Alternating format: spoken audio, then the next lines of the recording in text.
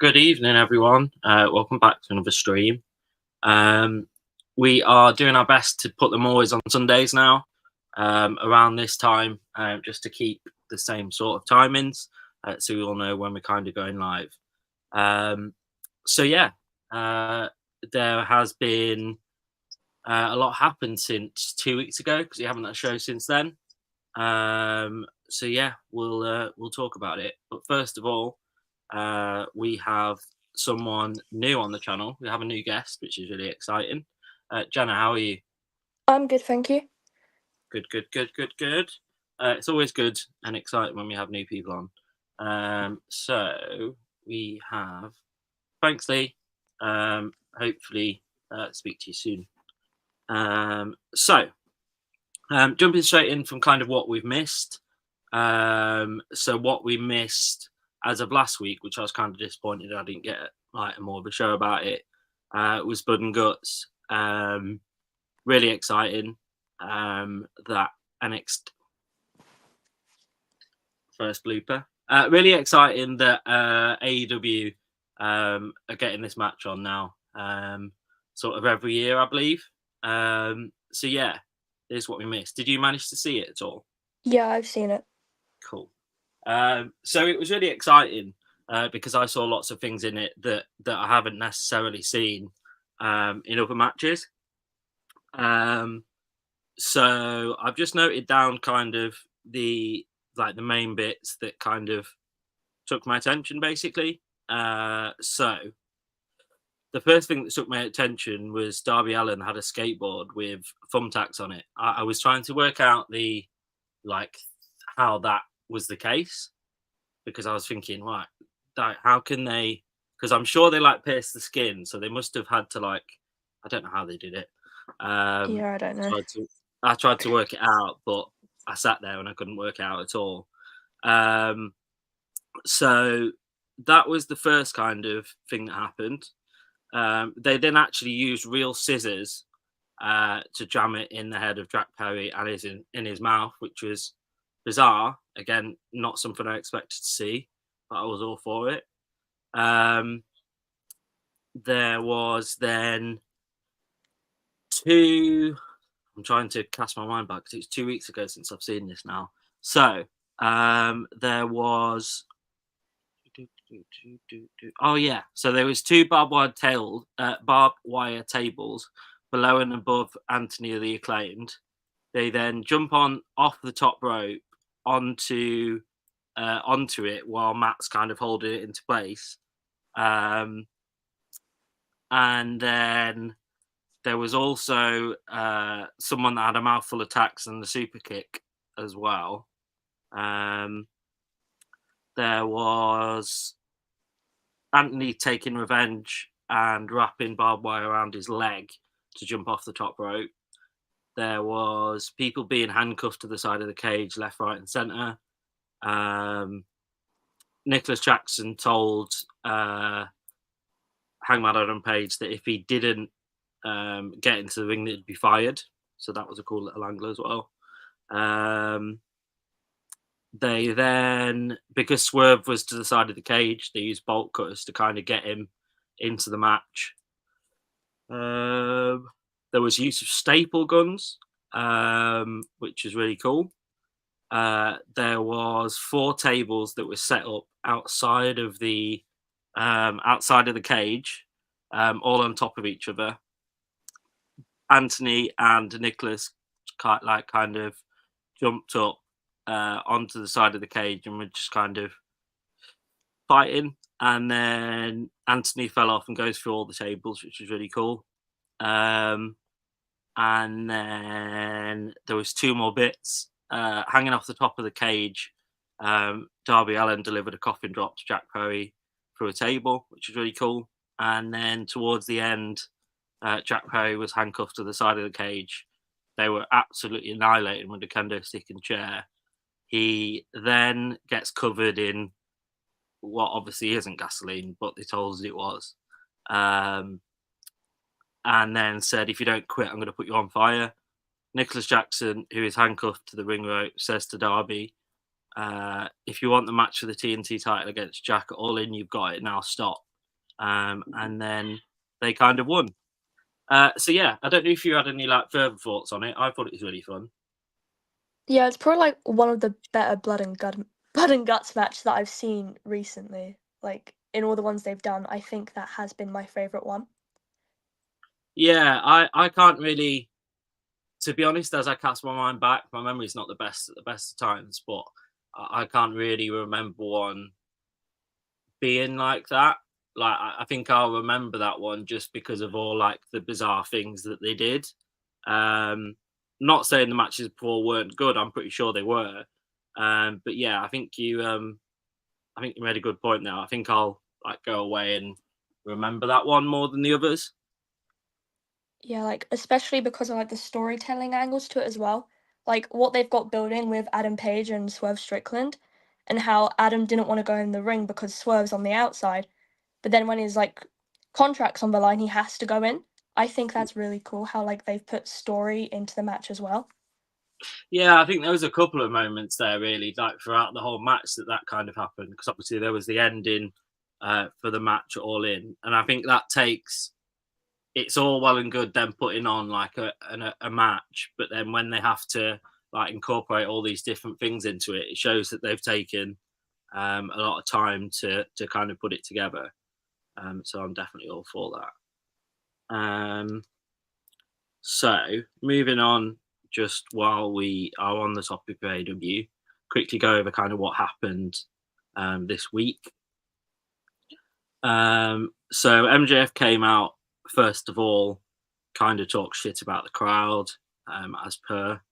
Ospreay then sprints into the ring and MJF runs away again. He's getting really good at doing this, just like running away from him. So then Will faced Lance Archer, which I really enjoyed. It kind of went how I expected it to go. Lance Archer just took control of most of the match, and then Will gained a bit of advantage and kind of came back and won. MJF then, now Will's on the floor, decides that he actually wants to not run away. Kind of batters Will. Kyle Fletcher then comes out to Will's aid. Then there's a back and forth between Carl and MJF on the mic, setting up a match for next week. I really quite liked that whole thing because they didn't just give us the match, they gave us something before and after it. So again, I think it shows that they're thinking about the further storylines just as well as kind of giving us the matches. What else did we have? So we had Statlander defeating Willow Nightingale in a title eliminator. We had Swerve and Bryan Danielson in the ring, kind of going back and forth. Bryan Danielson saying that he will put his career on the line in the match at All In. See, I don't know if I missed something, but I already thought that was the case.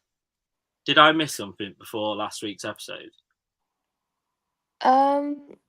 I don't think so, because after the match was like declared, Jeff Jarrett was like, you have to go all in, and that's kind of like shifted Brian's mindset.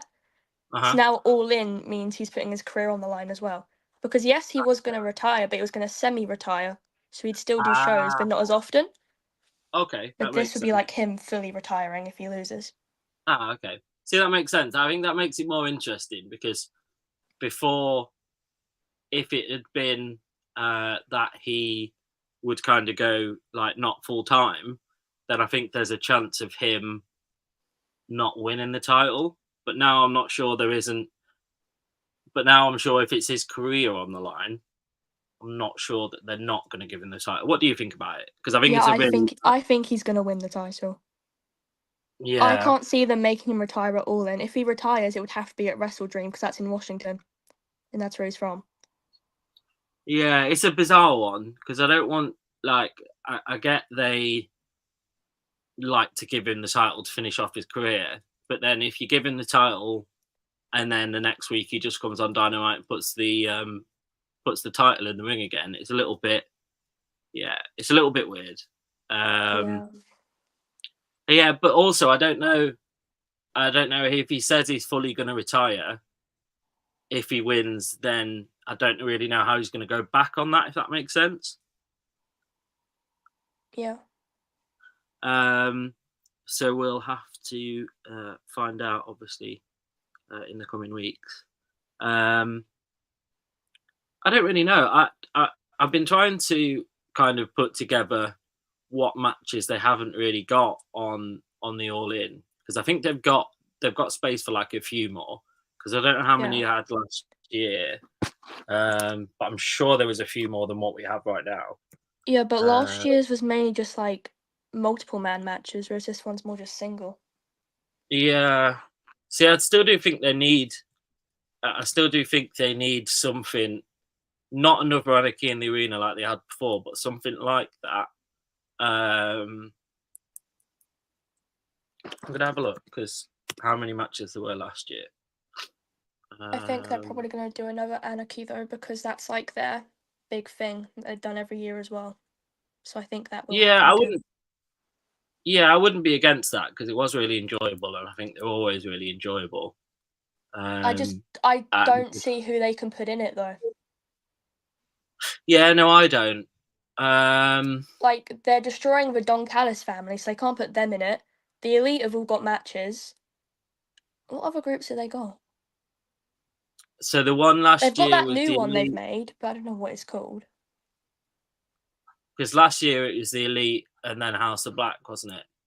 So I'd imagine last year it was the Blackpool Combat Club and like the Best Friends and Eddie Kingston and someone else. I think it was Penta. Oh yeah, it was. So it was because House of Black was in another match. That's why I'm getting they were confused. against the Acclaimed for the trios titles. 1, 2, 3, 4. Well, no, I think that was pre-show, because they did it. I hope they don't do that this time. They did a frustrating thing of telling us there wasn't a pre-show or having no mention of it. I then walked into the arena and realised there was a pre-show, and I was like, "Oh, thanks." They did mention the pre-show. Oh, did they? Yeah, they announced that MJF and Adam Cole versus Aussie Open was going to be on the pre-show. Yeah, because it was weird. I must have missed that bit, because I remember walking in and I was just expecting to just sit down and be like, and waiting for it. And then there was loads of people in the ring, and I was like, "Oh my god, what's going on? What have we missed?" But I only think we missed the very start of it, because we did end up seeing the Adam Cole and MJF match against Aussie Open right at the end. But I think we missed the start. Right. So I think that one was on the pre-show. 3, 4, 5, 6, 7, 8, 9. Bullet Club Gold defeating Bullet Club Elite. Well, I can't remember that one at all. I do. I remember that one. Do you? Was that was on the Bullet main Club card? Gold. Yeah, it was on the main card. Okay, so 1, 2. Who are they 3, against? 4. Oh yeah, Bullet Club Gold teamed with Takeshita against like Kenny Omega, Kota Ibushi, and Adam Page. That was it. Oh yeah, I do kind of remember it now. I can't say I fully remember. Yeah, it was more to build the feud between Takeshita and Omega, I think. Okay. So there was 10 matches in total. At the minute, there is We've got 5, I think. Yeah. I think a trios one was announced recently, but they haven't put it on the card yet. Okay. So I swear on Collision it was going to be the trios champs versus House of Black, because Buddy Matthews came back. Yeah, because I think obviously we're kind of missing and don't know who he's going to face yet. Jericho will face someone, which I'm hoping, because I was behind it last time, so I was behind the stage. I'm really hoping that they do it with Fozzy again, so I can actually see it rather than. But he hasn't used his Fozzy theme song in ages. Yeah, I do think with them being in London, though, I do think it is a way to like have something especially cool since Fozzy are in London on the Friday. I think they will. Yeah, I think they used that and announced it very like cleverly just before to try and sell like some more tickets. Yeah. I think they may do that again, to be fair. I'm hoping so anyway, because I can actually be able to see it this time. So yeah, that would take us to 6. There's then still room for a few more. I think going into it, I'm more excited. I know I was more excited last year because it was just something new and something in this country. Yeah. But like the card so far compared to the card last year is so much better. Yeah, it has more build to it. Because like last year, it's like they were adding matches for like made no Mhm. sense. But like this year, they make sense. Yeah, last year they left it all till like a week or two before as well, I seem to remember. So we actually didn't know what was going on until like, 1 or 2 weeks before. Whereas we've known for quite a while some of the matches. So it shows they've actually thought about it last time. I think they kind of left it all to the last minute and kind of threw all the matches together. Yeah. Um, Because the first match got announced this time last year. oh, really? Oh Yeah, my God. MJF versus Adam Cole. It was this time last year. That's not good. With like, yeah, I think I'm kind of right then because I think there's like 3 weeks to it now. I think. Let's have a look. It's 21 days, so yeah. Oh yeah, so it is. So it Yeah. is. Come around really quick. Like last year when they announced at the end of the show that they would do it again the same time next year. That feels like 10 minutes ago. So it's really bizarre. So Darby Allin defeated Hangman Adam Page in the main event. So quickly going through NXT Great American Bash Night 1, because I think the second night is this evening, I believe.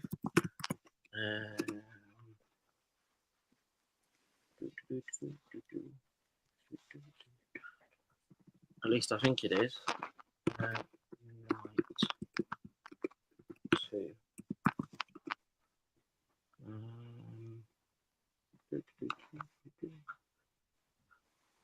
Yeah, July. No, that was the first one. August 6th. Oh no, so it is just on the normal Tuesdays. Tuesday of NXT, which is weird. I thought they were going to have it. It's weird because obviously the Great American Bash was like a really big pay per view back in the day, but it's kind of like, I don't know. It's really exciting when they announced it, but then it's kind of not had any importance really. They've kind of not They've just put it as if gone. it's a normal show, but with like a bigger Yeah, promotion for it. yeah, for sure. That's what I was trying to get at. It's weird because it used to be such a massive thing, and it's just not been done that way, which is a little bit of a shame. So some things happened. Alba Fire and Nyla Dawn beat Last Legend and Jackson. I don't know why I've not put their first name to retain the Women's Tag Team Championship. Tony D'Angelo has been fighting for his Heritage Cup every single week for the last, I really don't know how long. Shock, he retained that again. Cedric Alexander defeated Brooks Jensen. Obviously, there was a Joe Hendry live concert. Realizing he can actually sing was quite a big one because I didn't realize he could sing like that. So yeah, I do think the more and more I see of him, obviously we got introduced to him as sort of like a gimmicky sort of thing.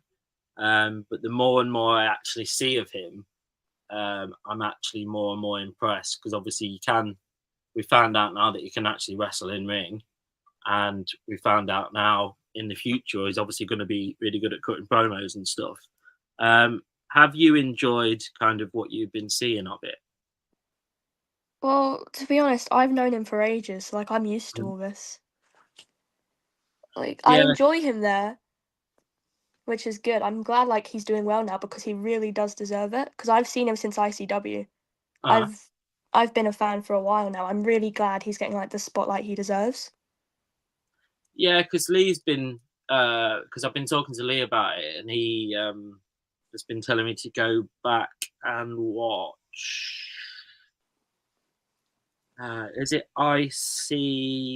Yeah, ICW. And there's another one. Hang on.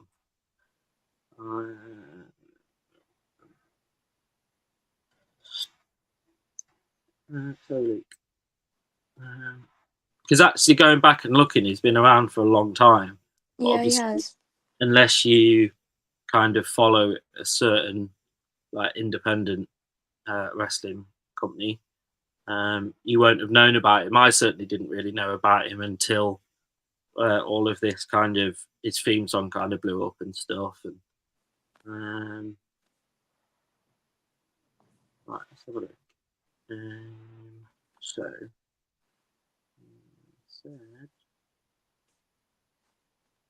oh no, wait, was it that? I think it probably was. Yeah, you're probably right. It probably was. No, to be fair, so he has been. So he's not even been in like small promotions really. He was in Ring of Honor for a while. So that's hardly a small promotion. Oh, interesting. I'll have to go back and see what I can find of that. But obviously, as it's been fixture the last couple of weeks, Gallus interrupted. There was a back and forth between them, and then they kind of all beat him up quite considerably. Then the main event was Roxanne Perez against Thea Hale. I really enjoyed it, and you believed that it could have gone either way, although Roxanne did retain. So the match is next week. That's it. That's what I was looking for. I remember you saying I need to go back and look at that. So yeah, thanks for that, Lee. That was what I meant. Oh, we have a surprise entrance to the Royal Rumble. It is number 30. You've entered at number 30. Good afternoon or evening or morning, wherever time zone you're in. How are you? I'm doing good. I just woke up recently. No, that's all right. What time did it finish your end last night? For us, probably around 11:30 or so, or okay, 11. It was like 4 in the morning for Kyle, though. He was tired. It was 4 in the morning for us. Because we also watched the pre-show, so that was over at like 5. Where we watched like most of it, but wow. Yeah. Then I also stayed up way later trying to re-edit this video that's right now on Patreon. Me and the Wrestle Dog himself, Kyle, watch TLC 2000, the very first TLC match. Oh, wow. Yeah, we will have to work on the schedule and try and get some of those in. Yeah. Because I'm trying to figure out a way to edit it so it can be on YouTube, but for right now, it is on Patreon. So feel free to check that out. Is that because of the choice wording? No, it's because it's showing wrestling content, and WWE hates that.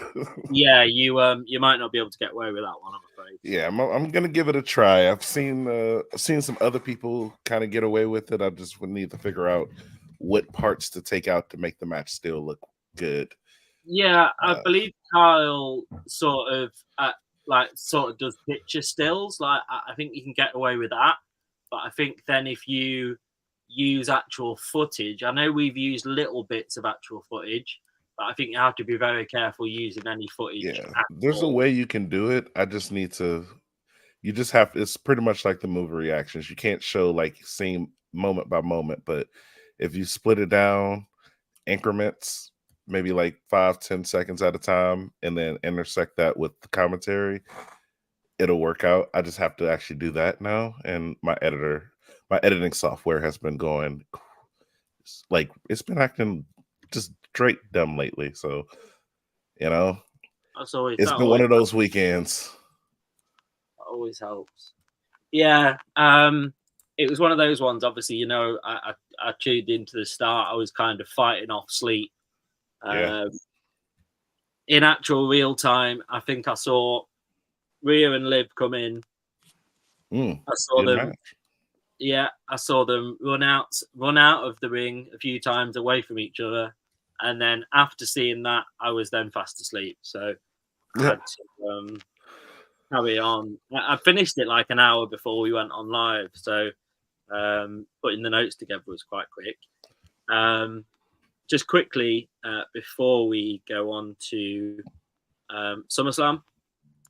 So on Tuesday night of the Great American Bash, I don't know if you've heard about this, Devon. NXT have obviously had the Great American Bash, the very famous pay-per-view. I thought that was a WWE only pay-per-view, but well, it was until this year, and they've kind of made it so it's nothing. They've just put it on 2 Tuesdays of NXT, and made a little bit of a mockery of it, to be honest. It's on 2 Tuesdays? What do you mean? So there's night 1 and night 2, a little bit like it's WrestleMania, but it's really not. And it's like a week away. It's like a week apart? Yeah, so night 1. So what I thought it was going to be Tuesday of NXT, last Tuesday, and then I thought they were going to have it as an NXT type pay-per-view, like tonight. Yeah. Obviously, because SummerSlam's on Saturday. So normally when they have a big pay-per-view on a Saturday, there's normally something on a Sunday. Yeah. But I just found out that that's not the case, and it's just going to be last Tuesday and this Tuesday. So I don't know why I thought there was going to be like a AEW event tonight. No. I think the next one's All In, and then I think there's one very shortly after that. Yep. Is that all? I think All it's Out. close to All Out. Yeah, I knew it was Yeah, close it's to September 7th. Cool. Okay, so that is like 3 weeks or 2 weeks apart. I think it's 2 weeks. Yeah, not too far, but you know, a little bit of time. Seems really quick. It seems really quick to have another pay-per-view, but I know they always do that. Well, they have done. They certainly did do Blood that. and Guts just, you know, they just have Blood and Guts on normal TV. I was surprised to see that.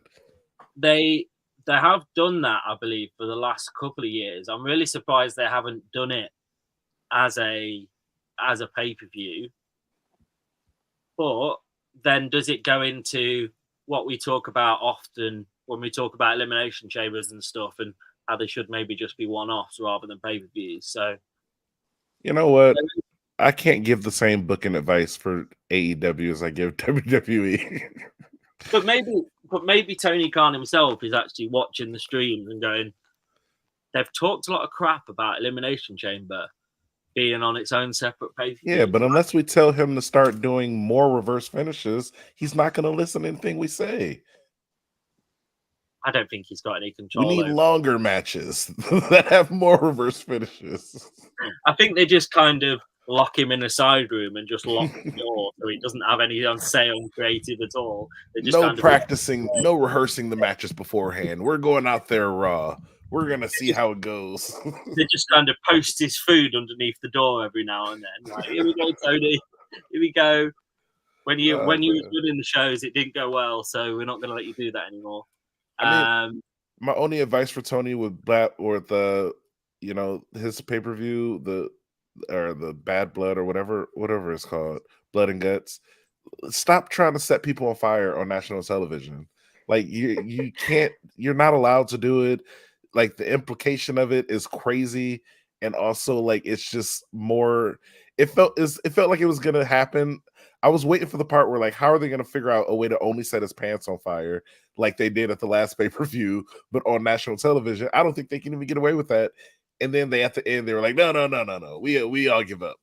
I speak for him when I say we give up too, even though he's willing to get set on fire right now while chained to the cage. Like, I don't think America as a country needs anything more that they can start doing to people. Like, I know you can't do that on national television. I live in America. I know they're not going to allow that. Like, what are you doing right now? Like, stop it, Tony.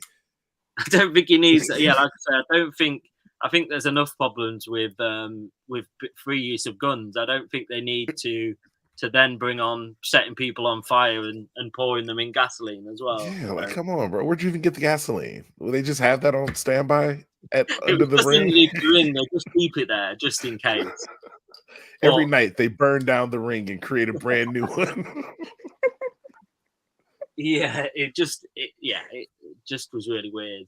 It was really weird to see it because obviously we've had that recently on. It was a month or like a couple of months ago, wasn't it? Where they set someone on fire, but like it was the same guy. It was the same two guys, Darby Allin and what's his face? I can't think of the other guy's name, Jungle Boy. Yeah, oh shit, yeah.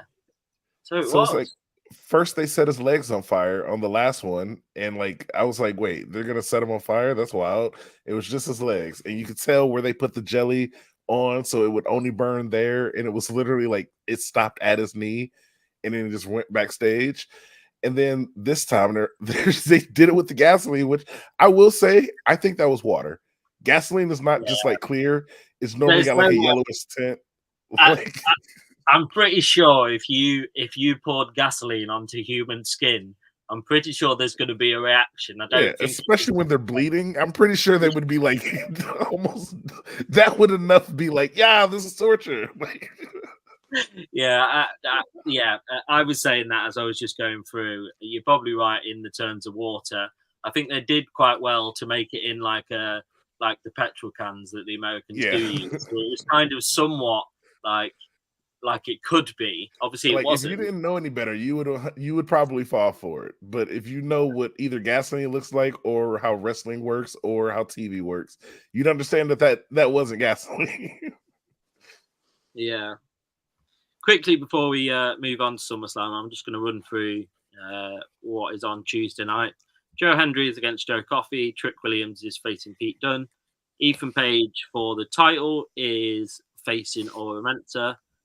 Axiom and Nathan Fraser are going against MSK, Wesley and Zachary Wemp. And then Kalani Jordan versus Tatum Paxley for the NXT North American Women's Championship. So, we come on to SummerSlam. I'm going to change. I would normally ask this question at the end, but before we go into it, what were both of yours thoughts on the pay-per-view overall? For the SummerSlam? Yeah. Overall, I thought it was a good show. You know, it happened in my hometown. Shout out to Cleveland. And I think, there were a couple of boring matches. They had like 2 matches where I was just like, take it or leave it. But every other match was pretty exciting, or had like a great finish, or they all did something that was nice. What were your overall thoughts, Jenna, of the pay-per-view? I think it's probably been like one of the better ones in terms of story, because obviously we saw the Judgment Day go absolutely shambles, and then they brought back Roman. So I think in terms of story, it's given like WWE more stuff to work with in like the coming few months. So I think, it's been one of the better pay-per-views this year, in my opinion. I really enjoyed it. Yeah. I'm as usual. I kind of have my own rogue views on things. I'm half and half about it. If I'm honest, I think some of the wrestling was really good. Some of it was really poor. Some of the storytelling was really good. Some of it was kind of mid/okay. So yeah, I don't know. Maybe I'll go away from this show thinking differently. But I certainly think there was a. I'm not saying there wasn't a lot of good, because there is a lot of good, and I think, like's been said, it sets it up well for the storylines and what's sort of going to happen next. But I do think there was some weird kind of moments as well. I was trying to work out why Jelly Roll was involved, Evan. He's not from Cleveland or the surrounding. I also don't know. He's, as far as I know, he's not from Cleveland. I don't even know if he's from like Ohio. He seems to be like a country music star. This is like the first time I've ever seen him. also, they really tried to make it seem like he could do a one-handed choke slam. I actually have a huge problem with that. Like, what the hell? He cannot do a one-handed choke slam. Stop! Don't even and imply those that. chair shots, and Bro could those barely even chair get back up after some of he the fell down worst. accidentally. Yeah, those chair shots are some of the worst that I've ever seen from. Oh Like, yeah, horrible. It was literally, he may as well. It would have had more impact if he'd have gone up to him and tickled him than what he did with hit him Just with throw a those. punch or something. I don't know. Like, Yeah, just do something. Like, literally, like, just put it on his back. He didn't even hit him with it. He just kind of put it on his back, and I was like, well, that's gonna have like no sat effect it down. at all. Yeah, it's like that It's whole like these guys are segment. professionals. You could probably hit them hard accidentally. I mean, they'll probably try to give you a receipt or something, but for one time, they probably will let it slide. Yeah, but you'd hope that that like WWE had him in for like a couple of days and say, right, let's just go through some basic moves just so you know what you're doing. Yeah, like during rehearsals for a show, he'd be like, all right, let me Yeah. hit somebody with a chair one time. You've got to really hit him with it because it's not really going to work him anyway. Because that's why we have them as weapons, because they're really not going to work. So just use all your energy and I smack think him on it's the back. time to let go of the celebrity interference. Yeah. Celebrities have not been doing great recently with their interferences. I didn't even like MGK's interference. No, I thought that was did. also pretty dumb. I did. No, I did. Just to like little. It was like his like, movements. You could just tell he's not and he's actually supposed to be a decent actor. He's been in some movies. Well, So he's not like a bad actor. I wouldn't say he's he amazing. could have done a little bit better. Yeah, I just thought it was a pretty cool nod. Like, that made sense because obviously he's from Cleveland. Like, I really like him as a musician anyway. But I just think that made sense just because of where he's from. Whereas with this old Jelly Roll thing, with this old, he was that one, the rapper that was on the last pay-per-view that was arrested on the same like day or something daft. Sexy Red, was it? Yeah, that's it. Oh yeah. Talking about her again. Well, she was just really popular right now, so like I think that's why she got in. I don't know why. I mean, is Jelly Roll super popular? I've never listened to Jelly Roll. This is like I think I've seen him on Instagram, but not playing music. Reading between the lines, I do think he is quite popular at the minute because I'm pretty sure he's just put a song out a month or so ago with Post Malone that's like a country type song. Okay. And then he's just put out a song with MGK last week. So the song he played during the show wasn't bad. I had just never heard it. I was like, all right, this seemed like some like soulful type of country. Yeah, no, I'd never heard of it until I'd heard that song with Post Malone a couple of weeks ago. And then last night, I'd never really heard of him before. So, yeah. Well, shout out to Jelly Roll. Got a lot of attention. Oh, yeah, no, I did. I think he did. But like you say, I do think they need to give it up. They've been doing it quite a lot recently. Yeah, they're not. It don't hit the same. No. They don't have any Mike Tysons, like 90s Mike Tyson. Not like, I mean, you could probably get today's Mike Tyson still, but they're not doing any. Yeah, I'm not sure he'd be in any fit state to even walk down the ramp, to be honest. I think he'd just be sat in the corner with like an episode of the Munchies, to be honest. I mean, hey, he'll be just as impactful as Jelly Roll was. Yeah, well, maybe. The front row seat, have him hop up. He could hit somebody once and fall, and then have the struggle to get up. Well, the only problem is that the people in the crowd will have second-hand smoke, and then they'll all just be high as well. So everybody in the audience will be high. The wrestlers and Mike Tyson all at the same time. So yeah, obviously Jelly Rolled. Jelly Rolled in. He opened up the show to the they sing it, or America is Beautiful, or don't they? Is that what it's called? Yeah, here's my thing. I actually was like, I don't like him singing this song. I get it, he's the celebrity singer, but the national anthem is the national anthem. As an American, I do take pride in that. When you sing the national anthem, get someone who can really throw it in there, like for y'all national anthem, you don't want just anybody singing it, I'm not really bothered. I'm not really bothered who sings ours, to be honest, because I couldn't really get over it. Well, I like having people who can really like throw the vocals out there for it, not raspy voice people. It's not a Yeah, raspy voice song. It's a higher pitch or somebody who can really throw down type of song. yeah, I do think the American national anthem is taken a lot more serious than maybe ours is.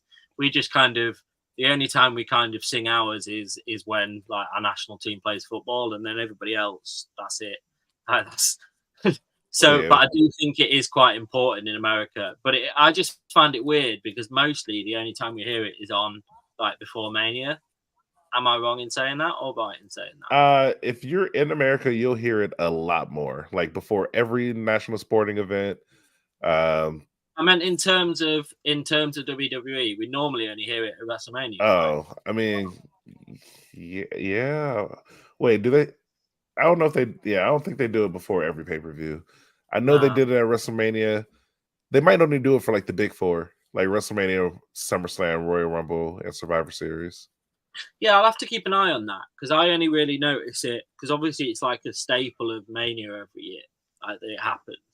I But felt like they only did it because they were in a football stadium. I don't know, like an outdoor yeah, stadium. It was just like, we could have the planes go over when they do it. And I don't know if you know this, but for our NFL teams, the military sponsors that. That's why they do it. okay. I do think it was quite like I do really sometimes you like see the set really thrown together. I do think last night was very different. I do think they'd taken time to make sure of how it looked. I thought Yeah. the ramp and the entrance looked so good. Yeah. And I do think they're able to do that more when it's in a stadium like that. They're able to do more with the actual arena than if they're in like a normal arena, let's say. I'm glad it didn't rain. That was my one concern. I was like, man, I feel like they might get rained out or something. Like not like where they have to shut it down, but where it's just gonna be like uncomfortable for the wrestlers when it's like raining at 9 p.m. But no, they it stayed clear all night. I was pretty excited. Yeah, because it was weird. Like it was so light when the pay per view first started, wasn't it? But Mhm. then by the main event, it had gone really dark. So that was really cool. Like I Yeah. find that really cool when they can because it looks completely different in the two kind of sections. Oh yeah. Like the main event pay-per-view felt like a main event pay-per-view because it was like almost like the surrounding area felt pitch black. And then like with the lights of the stadium keeping everything like lit up. So that was it did have a different feel to it. Made that Yeah, Roman entrance insane. yeah, it did. To be fair, that's the only thing. I'm really disappointed. I'm not disappointed totally because that was the only thing that was spoiled for me before I went ahead and watched the pay per view, which Oh is damn. annoying. That was the biggest moment of the pay per view. But thankfully, I didn't know any of the results because normally, either from the group chat, from me and opening up Instagram, or something the morning after, I've seen like half the results before I get around to watching it. So it was quite nice to not know the results going into it. Obviously, we started off like we've mentioned already with Liv and Rhea. Mhm. I thought this was a really bold start to the pay per view. Again, you're kind of like, could this backfire? Because if this match is better than some of the others, like, should it have been on later in the card? But actually, I think it worked. Do you think it did, Jenna? Yeah, I especially because like what happened at the end, I think it really built like the hype for the rest of the show. So Mm-hmm. putting it at the start was a really good idea for them. Yeah, because I know we spoke about it before. I think it was Mania, Devon, when we said, "Oh, the match between Becky Lynch and Liv Morgan felt should have been later on." Yeah. So I had little like flashbacks of that when I saw that was the first match. Do you think, although that it did work well? I think it did. I mean, I thought it worked well. I didn't initially when I first saw it, I was like, I don't think this should be first.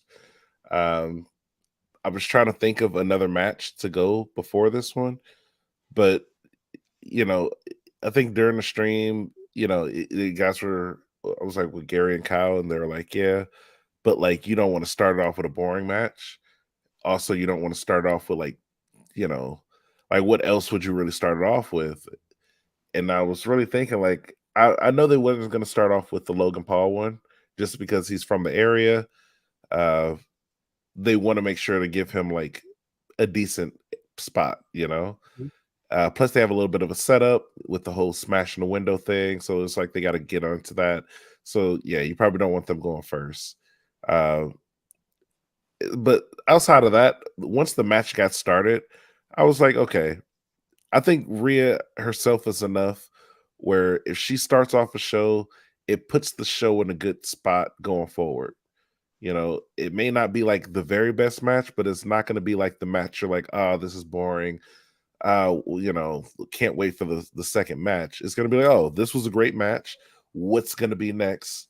And that's always a great start off of the show. I just personally, I want to see her in the ring when it's dark out and this main event time and stuff too. Like I just want to see those moments. I wish they had another person like her they could start off shows with. Maybe maybe there's some other women out there who can start doing that, or just some other wrestlers in general. But yeah. I do think we're going to see that match again, obviously because of what happened. So I do think that may be main event worthy if we do that match again, which I'm pretty sure they will. Obviously, the way they've set it up is for that thing to still go on, because next week it'd be like, oh my god, Dom, why did you do that? I can't believe you did that. So I don't know. Yeah. Judgment Day seems to be done with. Yeah, it all did play out a little bit weird because obviously there was little segments in between the matches, wasn't there, to do with the Judgment Day. And I was like, they're breaking them up in Cleveland. Insane. But I did have one idea for them, which I kind of figured at the beginning of the show, Judgment Day was going to break up after, after Dom picked up old girl Liv. But my idea was they break off. The only two members who would actually still be cool with each other are Rhea and Dominic, or not Dominic, but Damian. And they're both on warpaths to get their titles back. So maybe they team up, but then they have a new leader come out. And who is that new leader? It's the Undertaker himself, rebranding them as the new Ministry of Darkness on Netflix, where they can do real life blood sacrifices and all the other weird stuff that they would never be allowed to do on national television because it would be sanctioned as way too evil. They're putting pentagrams in the ring. They're putting people up on crosses. They're doing all the stuff. And this time you don't have to worry about Undertaker. He's almost like the Paul Heyman, Paul Bearer type now because he's older. He doesn't need to win the world title, but he wants to manifest these two to become great, the new leaders of darkness in their respective categories. And then I don't know, you only really need those three. It's just like, it just works. And Undertaker comes out and do some evil stuff every once in a while. It's funny you should say that because we have actually just posted a video on the Ministry of Darkness. If you haven't already gone to see that, check it out. I know that Kyle took days and days and days and days. It actually is a very great video, guys. Like no BS. This isn't because I know him, not because I'm cool with him. Check out the video. It is actually incredible. If you like Undertaker wrestling, like learning the history of wrestlers or wrestling in general, it is a great piece of art. He really did a great job on this. Yeah, spent so much time. I spent so much time on it, but I think it's actually paid because it's 100% paid off because you can see how much time has gone into it as well while you're watching it. So yeah, make sure. And the thumbnail was pretty dope too. Now, but when we go off, don't leave this one now. But yeah, when we're good, then go and watch it. Don't click off us and go somewhere else. So yeah, the match kind of started with them both kind of running away from each other, rolling out of the ring. playing a little bit of mind games, as you would say. Mhm. Liv was kind of loving it, but you could just see that it was just pissing Rhea off. So as Liv, I would have been like, well, I think I don't want to piss her off, really. Never really ends well when you piss her off. So, yeah, although this time it did. So Rhea took control really early. And then the whole selling the injured shoulder, which I think she actually did really well. Like it was believable. Like Yeah. really believable. No, we were debating whether her elbow popped out or not on stream. Like it kind of, I couldn't tell if it actually happened or if she was just kind of flexing her arm forward. Like I don't know. Maybe she's one of those people who can kind of pop her shoulder out and back in. Yeah, because like I fully believed it because like the shoulder actually looked a different. Yeah. Like it looked different to the other shoulder, didn't it? So. But then I was reading on, well, it depends if Bleacher Report's wrong or not, but Bleacher Report said that she sold an injured shoulder really well. So they seem to think that she didn't injure it. Yeah. But then I'm also like, why would you then throw yourself into the announce table to pop I think it back? that was to sell. Like my thing is, either she knows how to flex her shoulder in a way to make it look dislocated, or Yeah. she might actually be one of those people who can kind of like pop their like out of the socket. Now, it's not something super common, but I know there are people who can do stuff like that. And if she, I don't think it was actually dislocated because I don't know. It felt like she was doing a couple of things where I was like, all right, they're continuously attacking it. If it was actually dislocated, I don't think they would continuously attack it on purpose. So I don't think if it had actually gone, the ref would have allowed some of the moves to happen, if that makes sense. Like, yeah. go back on the one of the last pay-per-views, wasn't it, where it was Damian Priest and Drew, and Damian Priest was actually really hurt, and then the wrestler and the ref kind of did all they possibly could to protect him to injure it any further. Whereas with this one, it was kind of like, yeah, just do whatever you want. So I think they could have done a better job of that as well, making it look more believable when you think about it. The way I knew the pop in wasn't real was because she did it against the desk and not against the steel pole. Yeah, it was kind of she didn't even really hit the announce table, did she? No, She just not with her not in the area that she was aiming for. Yeah, because I would imagine, I've never done it myself, but I imagine if you pop your shoulder out just by touching it against an announce table, that's not going to pop it back in. You have to do it with some force, I would imagine. Yeah, that's why I was like, if she would have, I said it in the moment, but if she would have did it against the steel post of the ring, I think it personally would have came off a little bit more realistic. Because for right now, I get what they're going for. It makes her look like a freaking action hero when she just like pops it back in on herself. I thought they were gonna have Dominic do it for her, like, oh, Dom, help me, and then he like helps her. It shows he really cares, but no, she did it herself, like she's freaking G.I. Jane, and it's just like incredible. So I don't know. You're getting way too invested in that storyline. You had just had visions of her and Dom at the side of the ring, like him touching her shoulder, like saying, "Can we get it back in?" Well, because I was like, what's the point of him being out there? I was trying to figure out his purpose, and I was like, okay, maybe it's to help pop the shoulder back in. But then it was just really to, be a dirty Dom, the dirtiest of Doms. Yeah, it's certainly. I think he's really underrated because I think he is the best, one of the best that the WWE have in selling his own character and kind of being this really hated guy. He's so good at doing it, and I don't think there's many of the other wrestlers that are that good at playing the character that WWE want them to play. If he could just start wrestling a little bit better, I don't have any problems with Dom. Yeah, just get the move set down.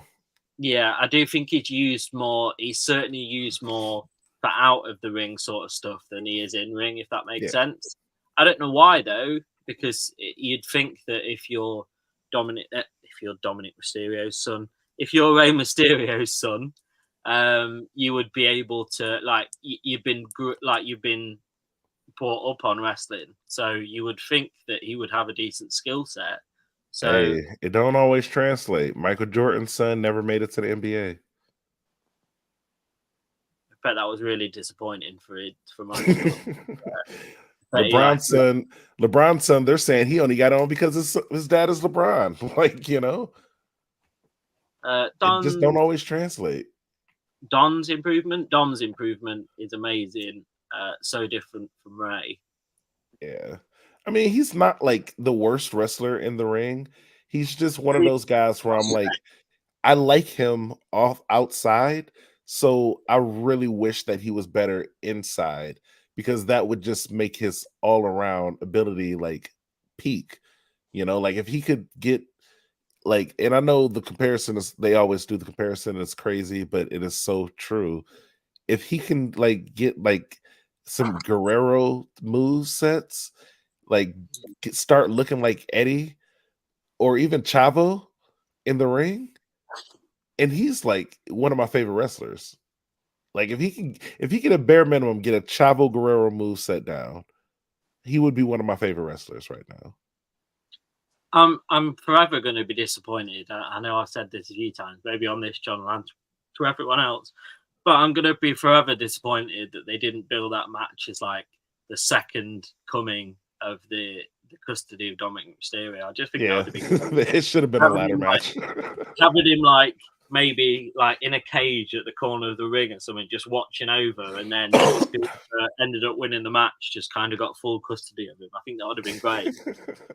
Obviously, maybe have had Dominic to have some flashbacks and some trauma of some sort that they were putting through as a child, but like at least that would have, again, that's just me though. So Dom kind of stopped Rhea from using the chair, but that chair was still in the ring. Liv then took advantage of this as Dominic kind of distracted the referee. She then hit a second Oblivion, but obviously this time it was on a chair for the 1, 2, 3 and to retain. I'll come to you, Jenna. What was your thoughts on the match? I really enjoyed this one. Yeah, it was a good match. I think it could have been a bit better though, wrestling wise, because I do think it was more focused on like Dom and Rhea and all that. So I think there could have been maybe a bit longer. I don't know, because I really do enjoy watching Rhea matches, but I just felt that was a bit not one of the best ones I've seen. Yeah. But it was good for like being the first match, so like I did enjoy watching it. I just think it could have been a bit better.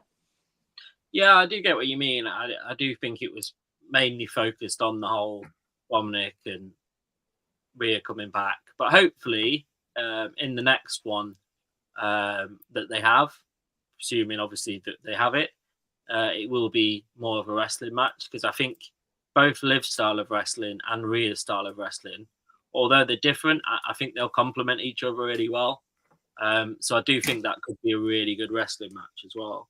So hopefully that is something we see in the future. So the next one was by far the shortest match of the night. But actually, I'm really not that upset about how it was so short. So it's Braun Breaker against Sami Zayn. Man, I wish that one actually did go longer. Do you think? See, I think there's, from what me and you in particular have been talking about over this, like this little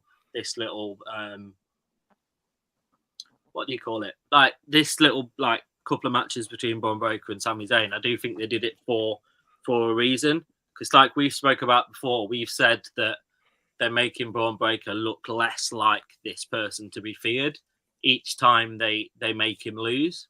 So I do think by having it really short and having him just take control and plow through Sami Zayn, that was their kind of nod at, yes, we haven't done so well with making Braun look like this powerhouse and someone to be feared.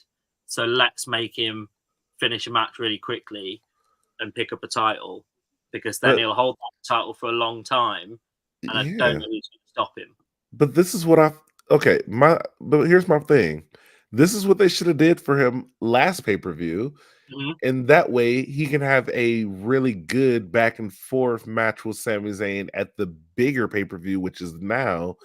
And then he could still win. He could still look like a powerhouse, and Sami could look like a freaking superhero like one of those, I don't look the part, but I'm actually can take anybody if you give me a chance type of guys at SummerSlam, but still have Breaker win and they both come out on top. You know, like, or you could have did the last idea I had, which was put Breaker in the Money in the Bank match, have him win, and just initially set up that other match as a triple threat. So that way you don't have to waste a Money in the Bank match, a Money in the Bank briefcase the same night you win it. You could have Braun Breaker up until for a full year have the opportunity to win a world title first.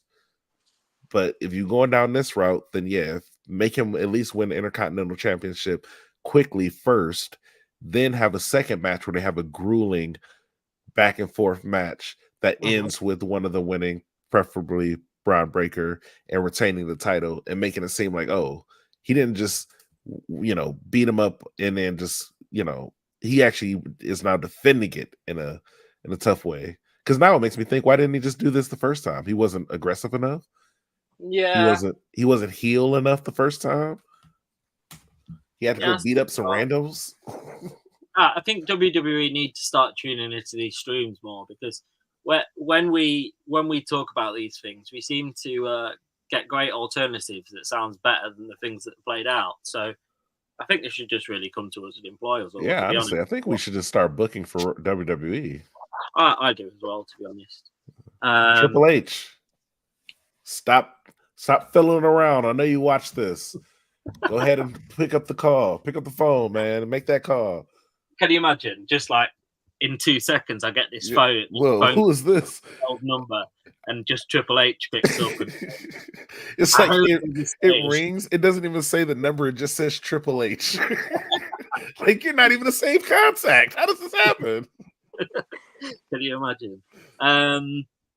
So obviously, it was kind of a back and forth sort of fight in parts.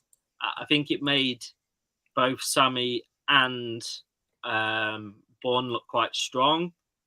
They both survived quite a lot of each other's attacks, but 2 spears in a row was enough for Bourne to pick up the title.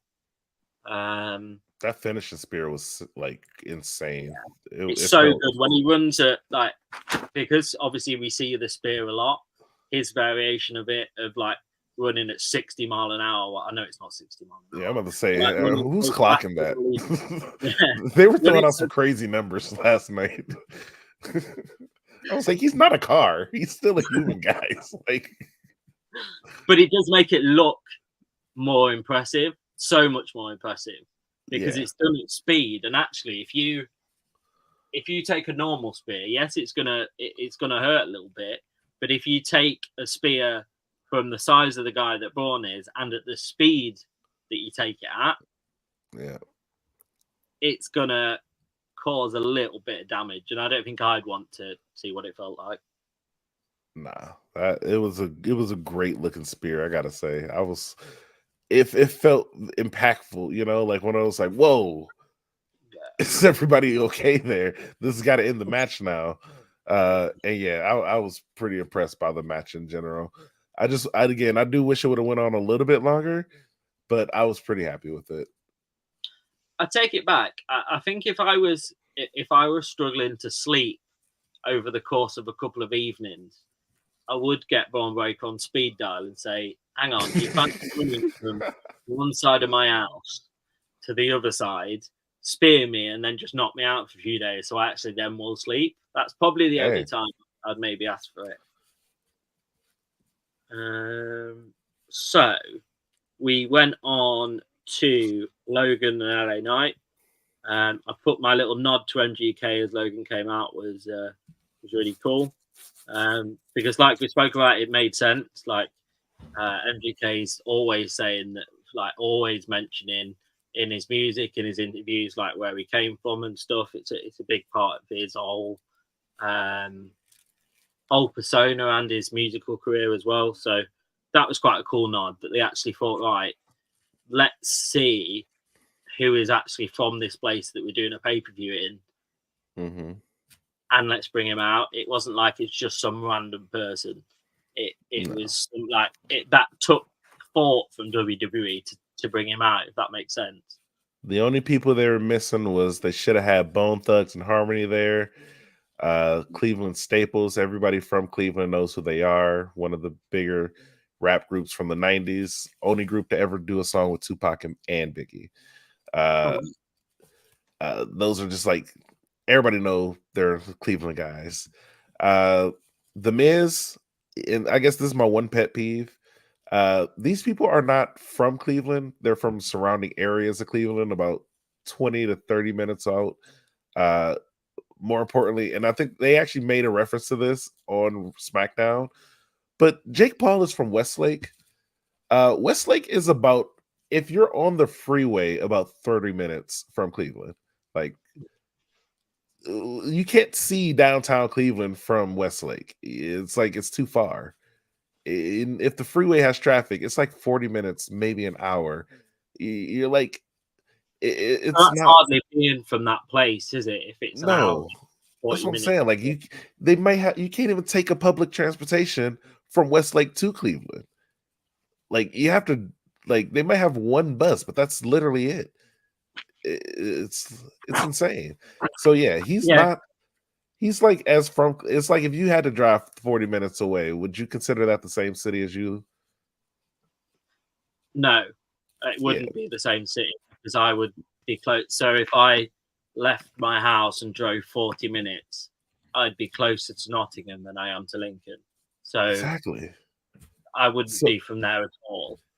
It's just one of those things where people claim the closest city. Like, I'll give the Miz a little bit of a pass because he lives in Lakewood, he was in Lakewood, which is like a suburb of Cleveland.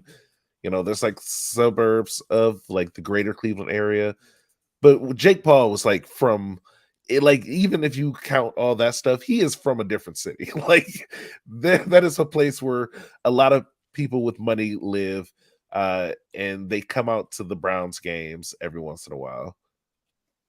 Oh, hang about though. So I was always under the illusion that MGK was born in Cleveland. He's a military kid.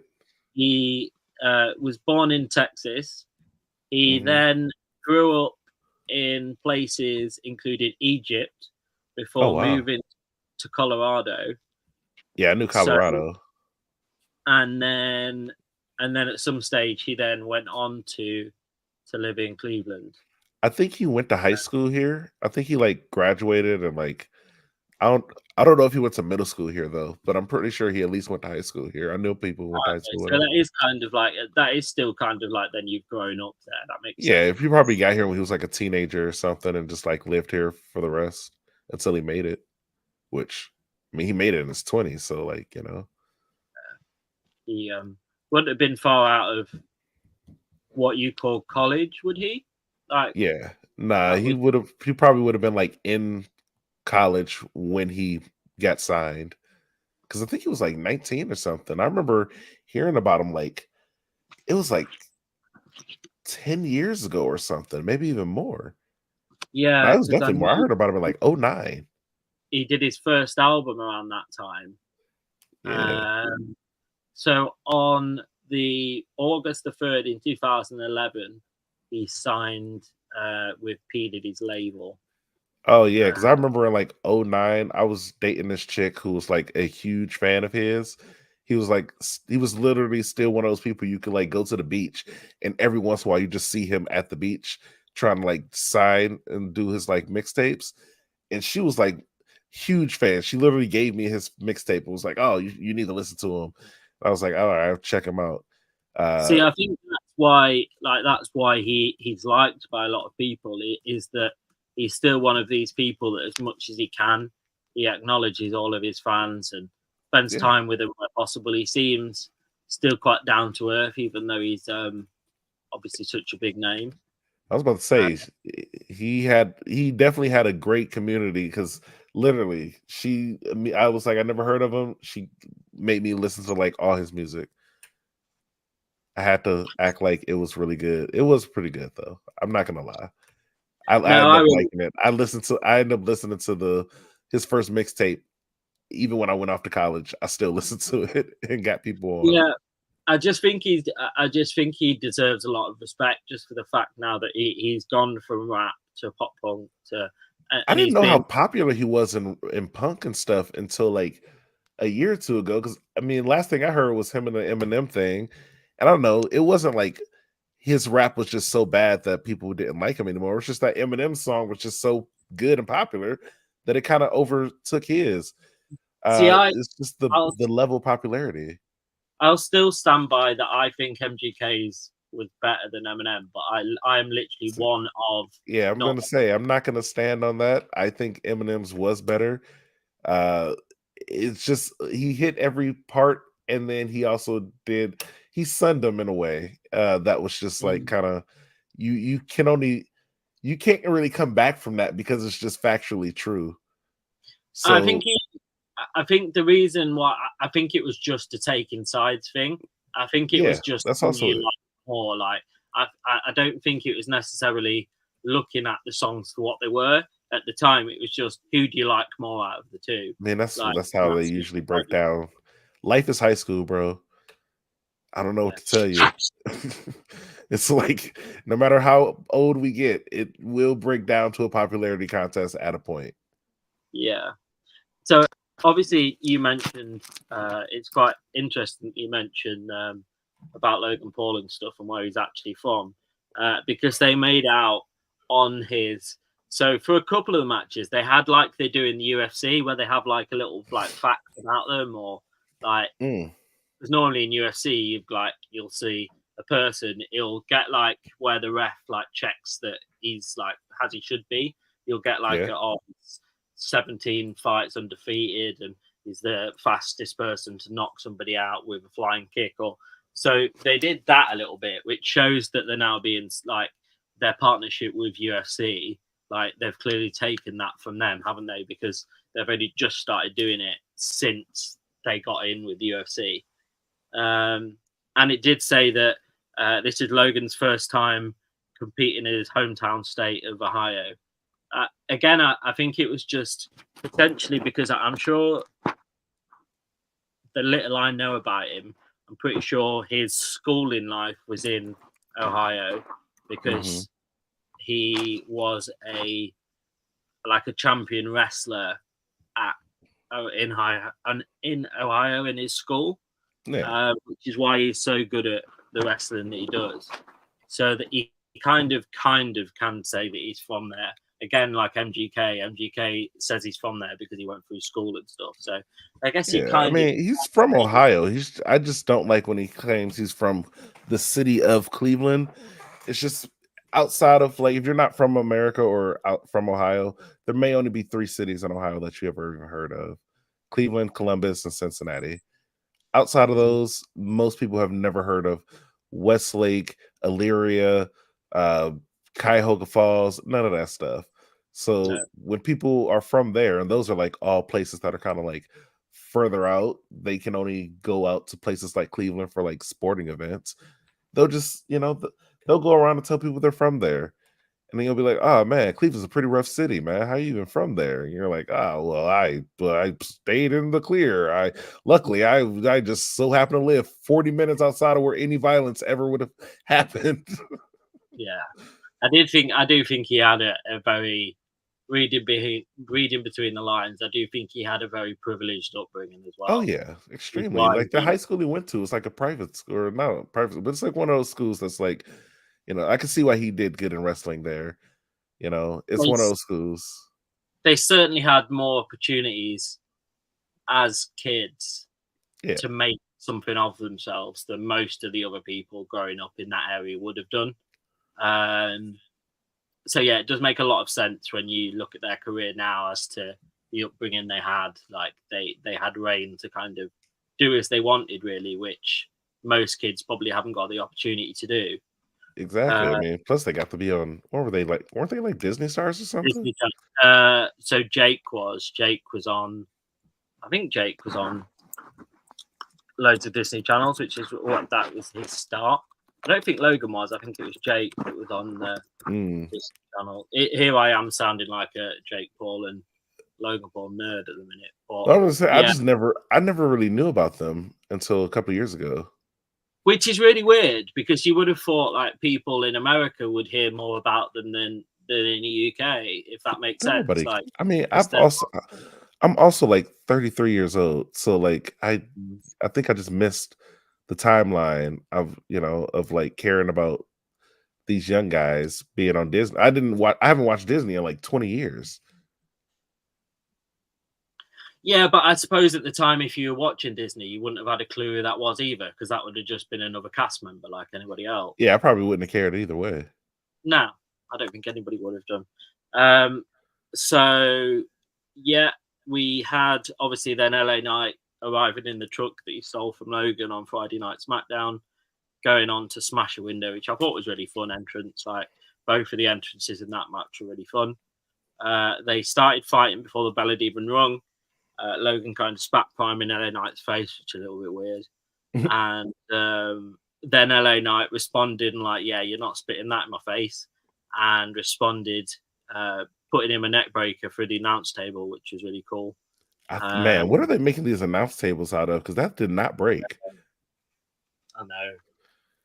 There's a couple of times now. Obviously, it did break in the Solo and Cody match, but like that was quite some force.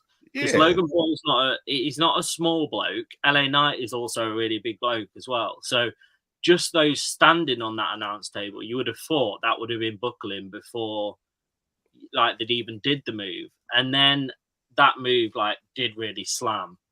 Thank God. Thank God I didn't do Goldberg and he threw the win. So yeah, after that it was kind of a very back and forth match. Logan used the brass knuckles again, as always. But I'm really thankful this time that, because as soon as he gets the brass knuckles out, normally I go, oh, well, this is going to end.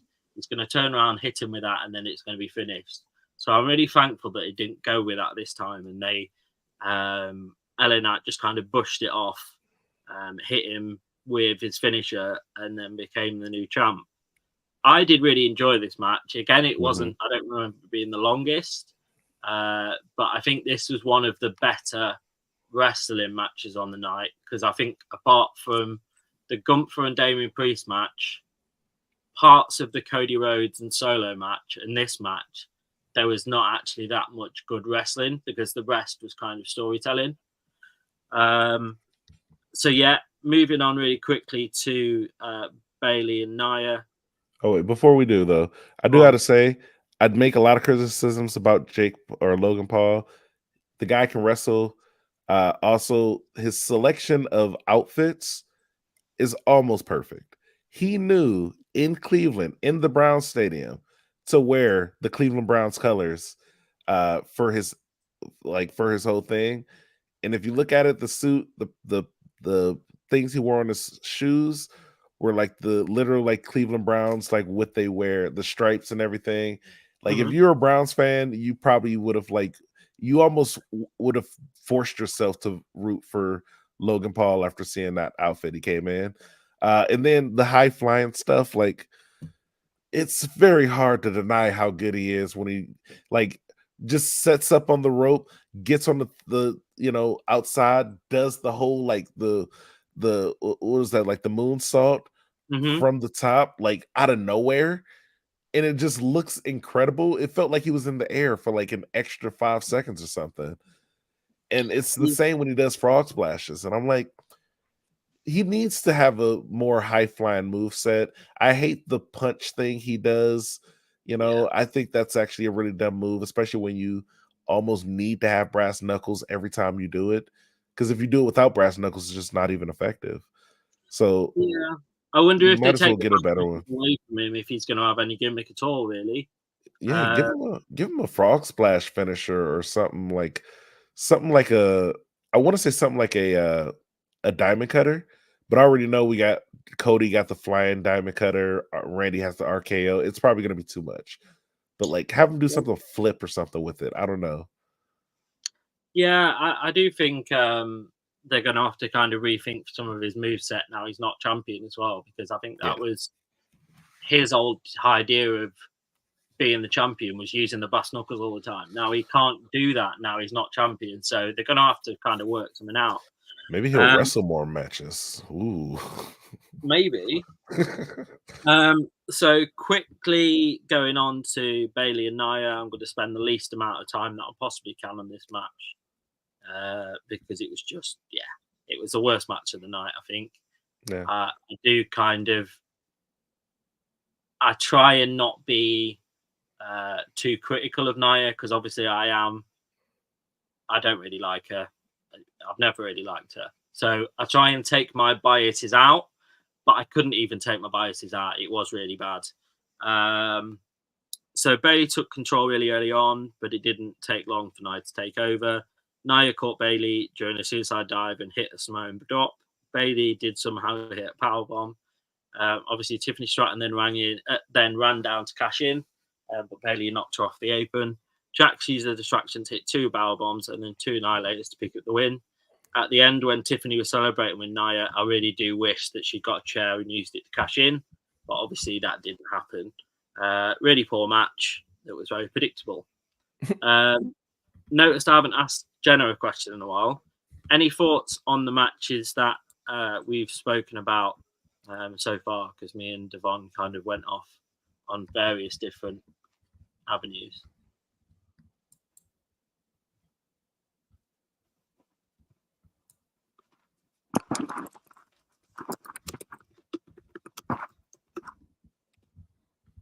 That's all good.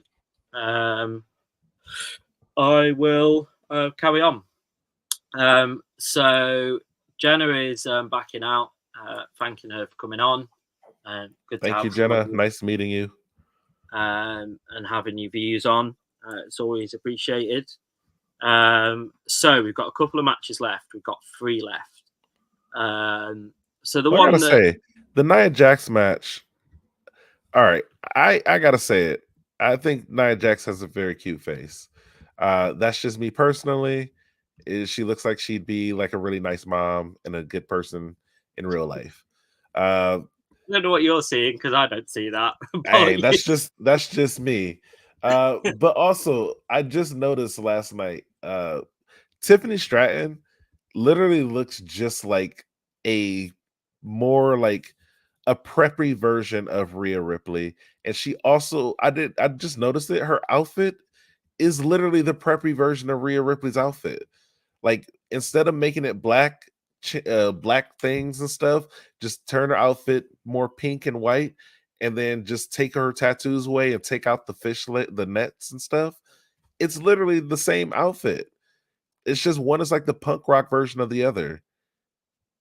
So I think they could start a new rivalry together. That could be really good. Of like, one is kind of like the good version, like the girly, and the other one's kind of like the punk rock girl. But they are kind of like similar stature. They're not like small chicks. And they both can. I've seen Tiffany Stratton. She can kind of wrestle pretty decently. Like she's not bad. So I can definitely see her and Rhea having a back and forth. Also, I did say that I think Tiffany should have cashed in no matter who won. No matter who won the match last night, she should have cashed in. I do think that kind of made her look a little bit silly. That she it was a very comical. I'm coming in with cashing in. Boom. Oh, I'm not gonna bother cashing in anymore because the person that I'm in the ring with is like 7 times my size. Yeah, she's just like, slim, I just came to help. Yay! Just gonna celebrate with you. Like it was just. Thank you for the new briefcase. Yeah. So we're gonna see that story go. That's gonna be a thing that's gonna be happening for the next couple of weeks. Them two just kind of like, I'm the queen and the champ, and you're the princess, and you got the briefcase. Oh, isn't that so cute? Type of that's gonna be their thing for like 3 weeks. I'm not looking forward to it, to be honest. A world in which Nia is champion is not a world that I want to be involved in. So unfortunately, I am. So I just have to. Hey, I don't mind Nia, but I will say, I think it's time for other people. She just can't wrestle. That's my only thing. Okay, the one funny thing though, You could tell in the match that at a point she thought about going to the top rope and she said, "Nope, screw that, not happening." It is second rope all day. Dusty just left the theater. I hope you enjoyed. Oh, what did you see? Deadpool? Movie. I gotta watch that. I heard it's a decent movie. I hope you enjoyed it. I thought the first half was really forced humor, but then the second half did make up for it. The second half was really good. So it's definitely worth watching. I've already been spoiled by like 3 cameos, and honestly, I think that's the only reason I would really want to watch it. Yeah, I don't think people were saying that, oh my god, it's better than 1 and 2, but I don't see that at all. Is it just me? I thought the second one wasn't as good as the first one. No, the second one wasn't as good as the first one. The first one, because most people hadn't read the comics and stuff, and that would have been their first kind of instance of seeing Deadpool. I think that was why the first one was so popular, because it's so different, isn't it, to everything else that they do. Best opening credits of the Marvel movie. Again, I'm trying not to spoil it for anyone. I liked it better than the first two. See, lots of people have been saying that, but I can't. Obviously, it's subjective, these sort of things, isn't it? Yeah. I could say a movie's really good. Devon could say that same movie's absolutely rubbish. So I feel that film reviews are really subjective onto what you like. Well, unless I do a film review, then it's actually 100% unobjectively correct. That's how I do my reviews. So yeah, we go on to the match that everyone was most excited for, I think. And I certainly don't think it disappointed. CM Punk and Drew McIntyre. Oh, yeah, that was a good match. Man, I was mad because they were doing holy shit chants in the Rhea match, and they didn't do a single holy shit chant in this one, even though McIntyre had did the thing where he made CM Punk's he made a stomach or something get hit by the bottom of the ring. I was like, where are you seeing that? Where else are you seeing that? How are you not giving holy shits to that? Yeah, I do think that was a bit weird, because I do think this was my favorite match of the night, I think. Well, yeah, for me, because of how crazy it was and how chaotic, and so yeah, it was a crazy match. It had so much. I thought Seth's ring attire was very questionable.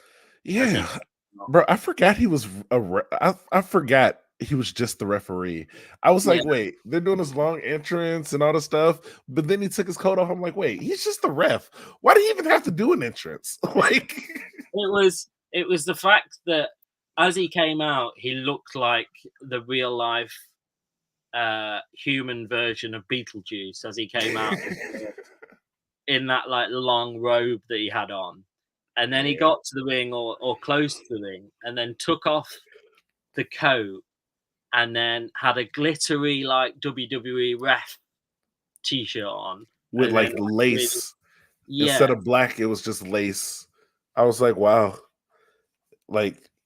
If Rhea was wearing this as the special guest referee, I'd be pretty happy. Yeah, I'm trying to not because obviously people can wear exactly what they want to wear. Obviously, as the year of 2024, you're free to do exactly what you want to do. So if you want to dress like that, you dress like that. But it was really weird to see. You are allowed to criticize that if people dress weird, and not in a way of oh, you shouldn't do it, but in a way of I think that, well, hey, you presented it to my eyes. I think that looks weird. I'm not a fan of it. It did look weird, bearing in mind that Seth was a referee in a WWE match. I don't think we'll ever see an outfit like that from a referee before or ever again.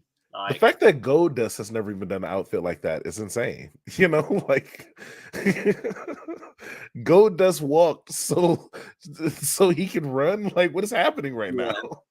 The match, they did try and make the match all about Seth for quite a while. I still think they tried to make it all about Seth during the actual match as well, when none of us really cared about Seth's inclusion. We just wanted to see CM Punk and Drew go at it. I don't know why So he I was do there. think that's my only criticism, is that they did make it more about Seth than they should have done. Like for Seth, it was like he really has no reason to be there. CM Punk kind of like accidentally hit him once, and Drew McIntyre just so happened to be in title contention when he was in title contention. So outside of that, they don't really have a beef with you. Like, there's no reason for Seth to even want to be involved in this situation. No, he didn't really have. Like, normally when a special guest referee is in the match, they add something to the match, and I don't think Seth added anything to that match at all, to be honest. Well, they literally kept referencing Shawn Michaels being a special guest referee for Bret Hart. It's slightly different. Yeah, they made the reference so many times. Like, CM Punk was wearing Bret Hart's colors. Like, they were doing they were saying, they had the announcers were like, oh, this is shades of 96. Like, what do you guys, stop referencing this? If you're gonna do something, I don't know, if you're gonna rehash a similar storyline from 20 years ago or more, maybe stop talking about how you're about to reference the thing from 30 years ago. Like, don't bring it up as much. Just like do the reference and just call it. But don't like, oh, this is giving me shades of 97. This looks familiar, huh, guys? Because then we're all gonna be, as an audience, like, oh well, now if anybody who knows what happened in 97, they're gonna catch on and be like, oh well, guys, the ref's gonna interfere or blah blah blah. You know, that's how this is gonna end. So I don't know. Just don't keep referencing what you're doing before you do it.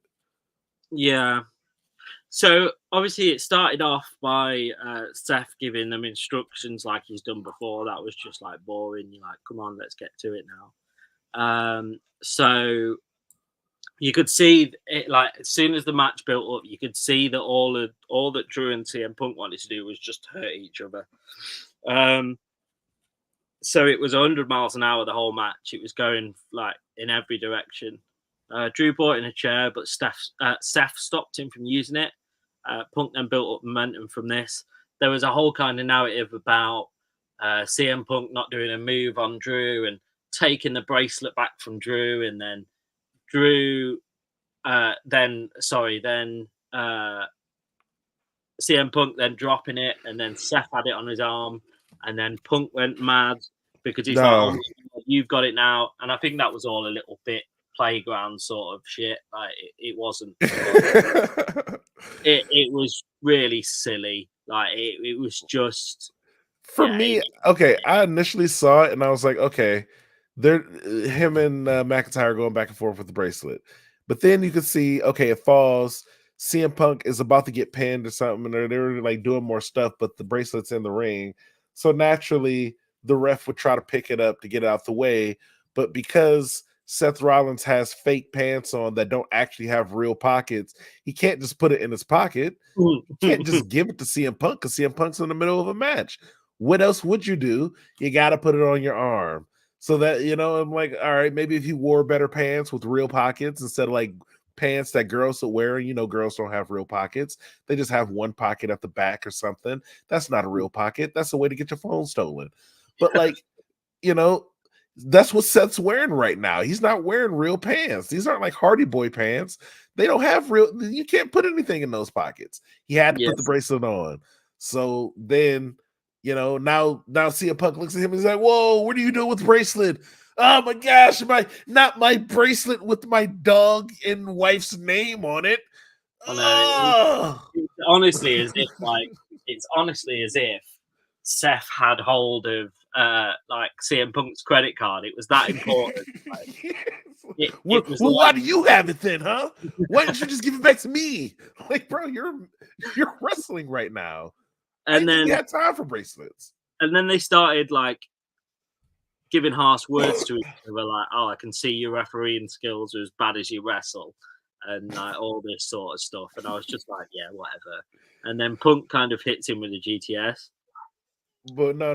Before that, Drew is like, let me hit him with the chair. Just turn around and let me hit him with the chair. You don't even have to watch. I'm like, okay, buddy, what is happening right now? Yeah, it was that whole part was a weird one. So then while Seth's still down, Drew kind of hits him with a low blow. And then he waits till Seth's kind of recovered and got up to then hit him with a claymore to kind of pick up the 1-2-3. This again was more like a story than a wrestling match of stuff, but I do think it really paid off. I think it was the match of the night for me. I think the Claymore is one of my favorite moves in all of wrestling.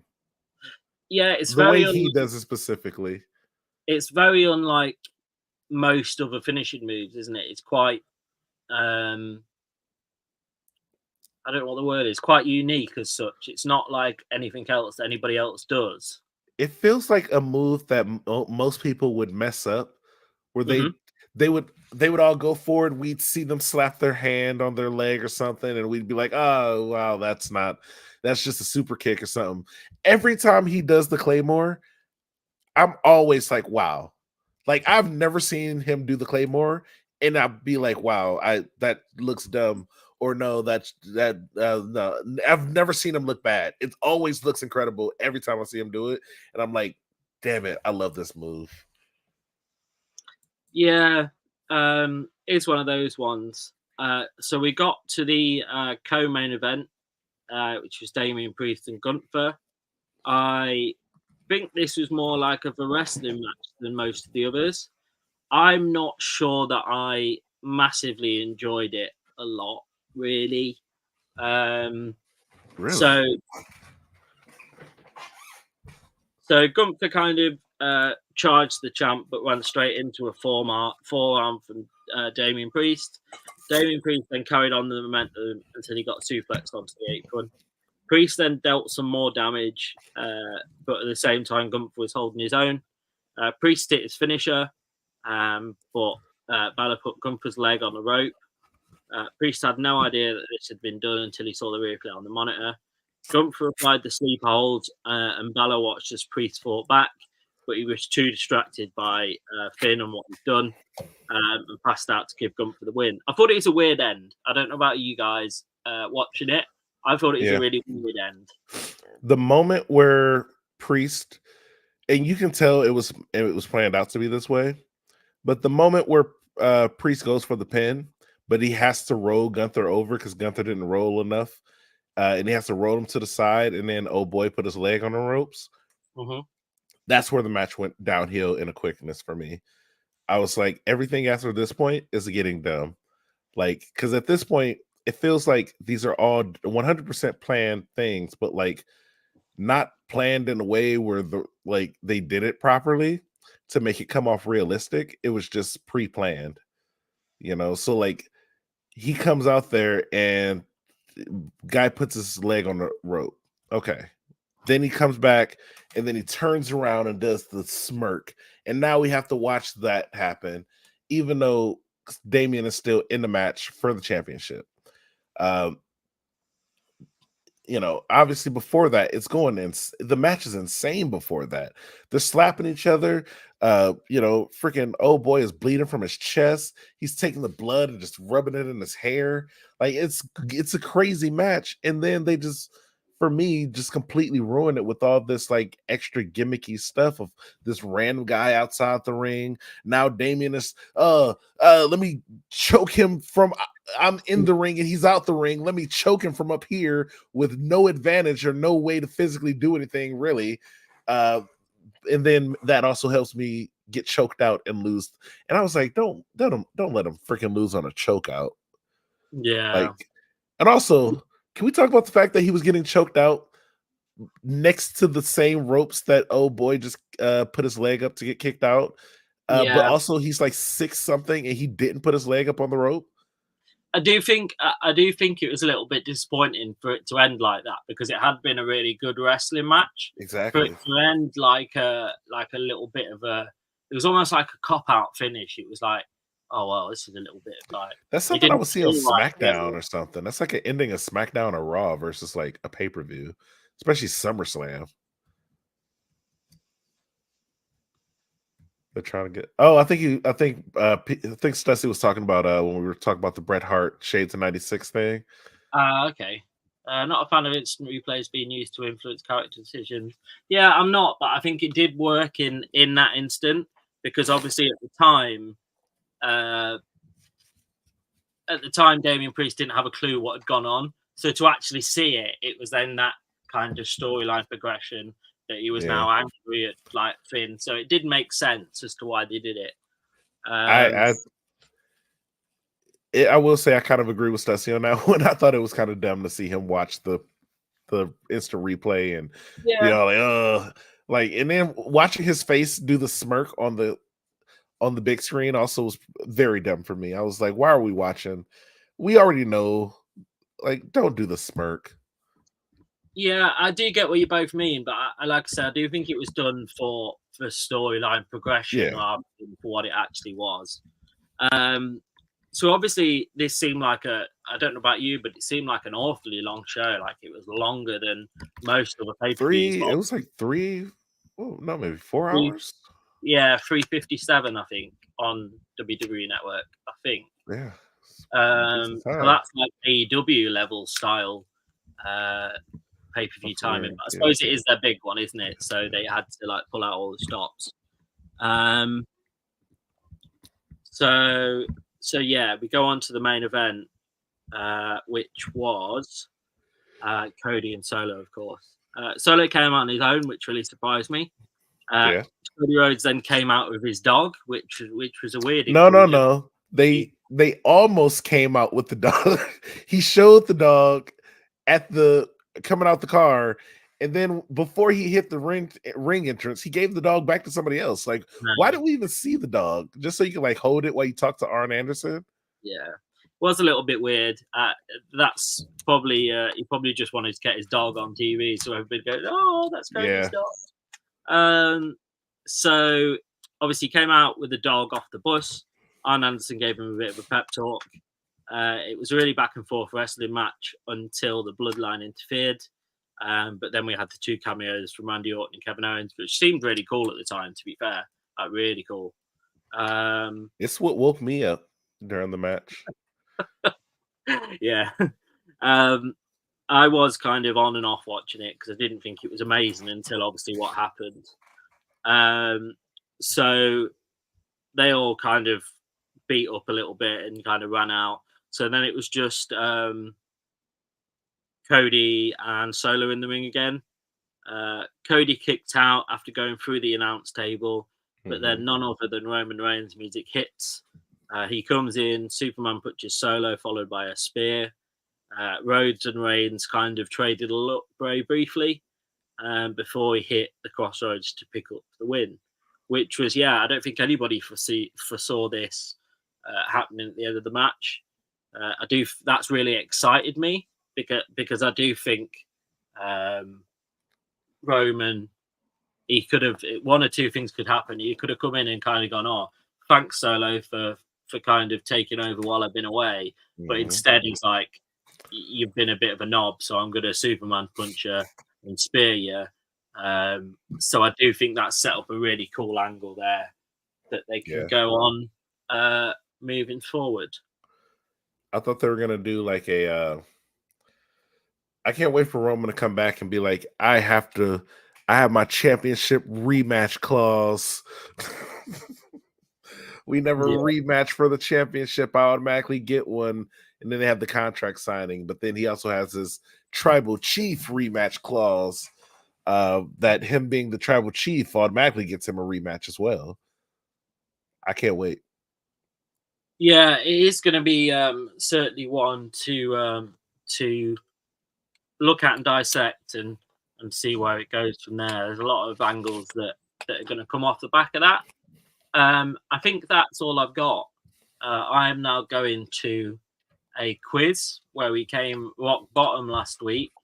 So hopefully things get a little bit better than rock bottom for me this evening. Before we go though, where What's that? Sorry. You said you have a quiz? Yes. Like on the show or like a real life quiz? Oh no, like an actual real life quiz. Oh, okay. As of now. I thought you were about to start giving me wrestling questions.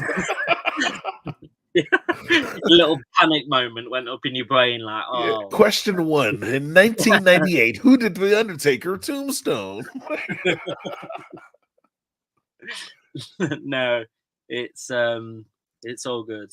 Stussy fell to sleep after Gunther won, and he also is going to go and buy some groceries now. It's all good. We're all about done now. So yeah, where can the people find you? Check out my YouTube channel. It is my name. Believe it or not, I am the most famous person in the world with this name. So just Google me. You know, it's fun to be able to say that to people. Google my name, you'll see who I am. Also, subscribe to my YouTube channel. Got lots of fun stuff. On Patreon, you could check out a video with me and WrestleDog's own Kyle, aka Batman, as we watch the very first TLC match. One of the best TLC matches ever. Probably the only one I could think of that's even better would ironically be the next one, which is TLC 2 at WrestleMania 17. But it was a SummerSlam event. It helped shape a generation of wrestlers and wrestling in general. So probably also one of the most important matches in wrestling history was that first TLC match and the fact that it went off so well. So many good things about it. Check it out. You know, yeah, you say my name and I appear. That's right, Gunther or Gunnar Gathering. Gunther? I did. I thought when I looked at it, I was like, Gunther Gathering. I was like, whoa, Gunther's got a huge fan base already. That's what I'm going to call Lee from now on. So yeah, you know where you can find us, obviously, on these streams. Our Patreon's in the top right corner. We've got merch, we've got the Instagram, we've got Twitter. Kyle has lots of videos in the pipeline as always. I actually don't know, so I can't tell you what they are. But obviously watch out for those. Look back on the one that you put up the other day. We spoke about earlier. That's a really like a long form video. We haven't got many of those, so that was really cool to see that one. And yeah, we should be here mostly Sundays now, at around the same sort of time. So yeah, thanks everyone for tuning in. Please don't forget and get a ring on it. And Lee loves a quiz. On that point, we'll see you all next time. Later.